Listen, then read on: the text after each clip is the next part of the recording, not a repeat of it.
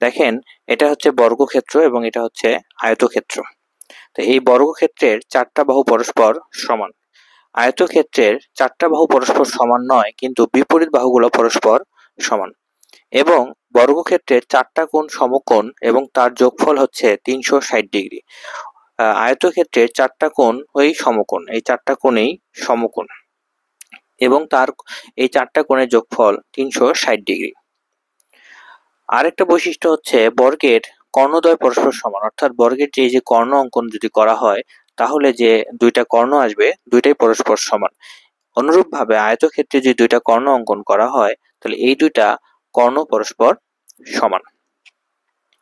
এখন আসেন, যদি বর্গের 4টা বাহু যেহেতু পরস্পর সমান, 4টা বাহুকে এ দ্বারা প্রকাশ করা হয় ছোট হাতের এ, এবং আয়তক্ষেত্রের বিপরীত বাহুদ্বয় অর্থাৎ এই বাহুর সমান এইটা, অর্থাৎ সেটাকে আমরা এ দ্বারা, এবং এই বাহুর সমান এই বাহু অর্থাৎ দুইটাকে আমরা বি দ্বারা প্রকাশ করি, তাহলে কিছু সূত্র পাই। যেমন বর্গের পরিসীমা সূত্র হচ্ছে 4a, এ হচ্ছে এখানে সমান সমান বাহুর দৈর্ঘ্য। বর্গের ক্ষেত্রফল হচ্ছে এ স্কোয়ার, এ হচ্ছে এখানে সমান সমান বাহুর দৈর্ঘ্য। বর্গের কর্ণ √2a, এ হচ্ছে এখানে সমান সমান বাহুর দৈর্ঘ্য।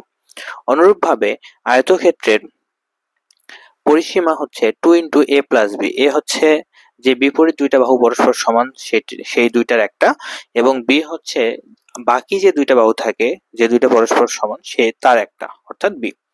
আয়তক্ষেত্রের ক্ষেত্রফল হচ্ছে এ বি, বিপরীত যে দুইটা করে বাহু পরস্পর সমান ছিল, একটা বাহু এ ছিল আর দুইটা যে সমান সমান ছিল সেটা হচ্ছে বি, অর্থাৎ এই যে এ বাহু এবং এই যে বিপরীত দুইটা বাহু সমান সেটা হচ্ছে বি। এবং আয়তক্ষেত্রের কর্ণ হচ্ছে √a² + b²। এখানে কিছু কথা হচ্ছে, বর্গের কর্ণ √2a এখানে